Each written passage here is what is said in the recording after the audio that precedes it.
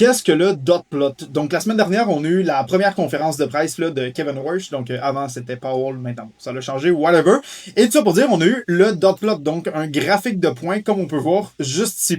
Très peu de gens comprennent le dot plot, alors que, littéralement, ben, c'est ce qui nous indique concrètement c'est quoi la direction de la Fed, littéralement. Donc, premièrement, on peut voir l'ancien dot plot qu'on a eu au Q1, donc le premier trimestre là, de 2026, donc sorti au mois de mars. On voit que chaque point, en tant que tel, c'est la direction, donc c'est un vote littéralement des membres de la Fed. Donc, ce qui veut dire que ben, à chaque point, c'est tout simplement la prévision des taux pour les prochaines années, tout simplement. Donc, on voit qu'on a la prévision d'ici fin 2026, 2027, 2028. Bon, tout ce qui est 2027 et plus, on s'en calisse. Ce qui nous intéresse, c'est vraiment pour cette année. Donc, si on regarde en mars, ce qu'on a vu au premier trimestre, la moyenne des points, si on regarde, c'est approximativement à 3,5%. Puis si on regarde, justement, mercredi dernier, ce qu'on a eu, les points sont nettement plus hauts. On voit que la moyenne est plus aux alentours des 3,9, 4% à peu près.